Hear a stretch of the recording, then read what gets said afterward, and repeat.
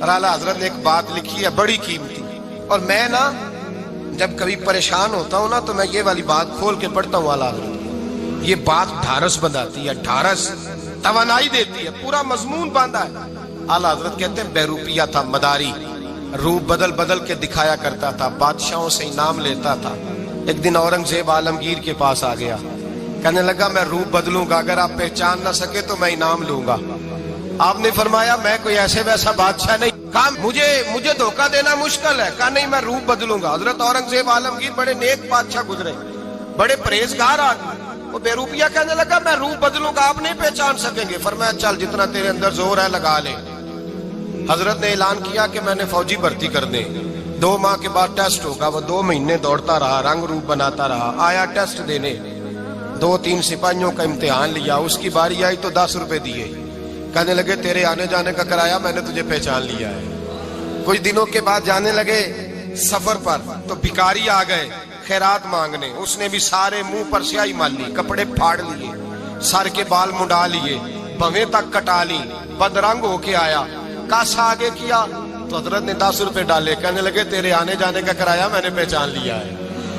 کچھ دن گزرے تو ٹیچر کی ضرورت تھی، اس نے مونچھیں بڑی کر لی، داڑھی نکلی لگا لی، سر پہ جنا کیپ پہن لی، ایک شیروانی لے لی اور ہاتھ میں چھڑی پکڑ کے آیا، کہنے لگا میں استاد ہوں، 2-4 بندوں کا امتحان لیا، اس کی باری آئی تو 5 روپے دیے، 10 روپے دیے، کہا تیرا کرایہ میں نے پہچان لیا ہے۔ 2 سال گزر گئے، وہ جب بھی آتا حضرت پہچان لیتے۔ ایک دن سفر پہ جا رہے تھے، بہت بڑا لشکر تھا، جہاد کرنے جا رہے تھے اورنگزیب عالمگیر، تو دیکھا ایک پہاڑی ہے، پہاڑی پہ لوگ جا بھی رہے ہیں آ بھی رہے۔ اورنگزیب عالمگیر پوچھنے لگے یہاں کیا ہے؟ کہنے لگے ایک بابا جی بیٹھے ہیں دعا کرتے ہیں، اللہ کے نیک بندے ہیں۔ اورنگزیب کہنے لگے یار پرانے لوگ سارے ہی اللہ والوں کو مانتے، یہ بھی مصیبت آئی ہے جتنی نہیں آئی ہے، سارے لوگ ہی مانتے۔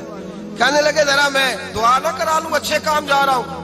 اورنگزیب بادشاہ تھے، بادشاہ لوگ نازک مزاج ہوتے ہیں، گھوڑے سے اترے، بڑی مشکل سے پہاڑی پہ چڑھے، اوپر گئے تو لائن لگی ہے، بابا جی غار میں بیٹھے، کہنے لگے میں نے ملنا، میں اورنگزیب ہوں۔ انہوں نے کہا ہمارا بابا اس طرح کا پیر نہیں کہ امیر آئے تو رنگ اور ہو، غریب آئے تو اور ہو، یہاں اگر ملنا ہے تو لائن میں لگ جاؤ، سب ایک جیسے۔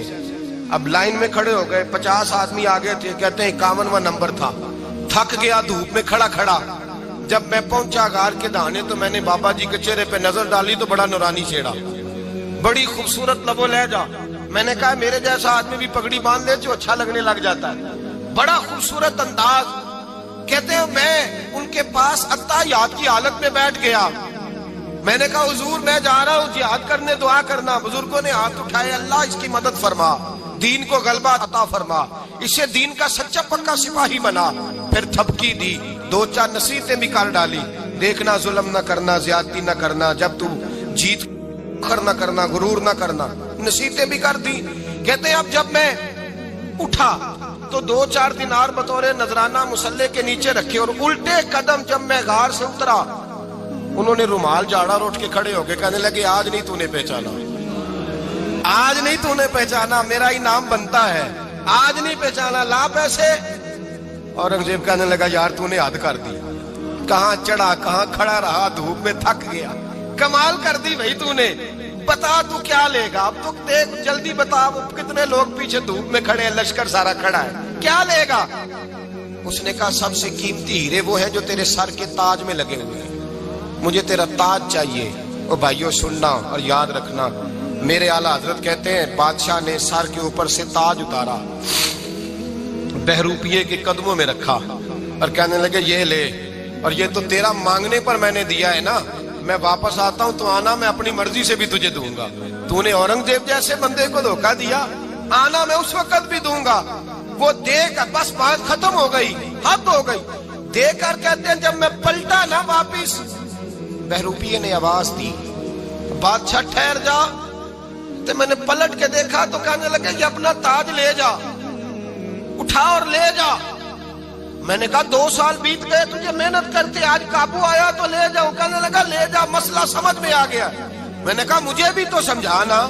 کہتے ہیں وہ پھوٹ پھوٹ کے رویا، اس کی آنکھیں برس پڑی، سیلاب کی طرح آنسو بہ نکلے، تڑپا اور رو کے کہنے لگا بادشاہ میں نے جھوٹ موٹ رسول اللہ کی غلامی اختیار کی تھی، جھوٹ موٹ की पगड़ी, झूठ मूठ का फकर, मैंने झूठ मूठ नबी पाक का लिबास पहना है, तो तेरे जैसे बादशाहों के ताज मेरे कदमों में आ गए हैं। अगर मैं सचमुच रसूलुल्लाह का गुलाम बनूंगा तो अल्लाह क्या कुछ अता फरमाएगा, अल्लाह कितनी नेमतों से नवाजेगा। मेरे आला हज़रत क्या फरमाते हैं? आला हज़रत फरमाते हैं फरिश्ते भी करते हैं ताज़ीम मेरी।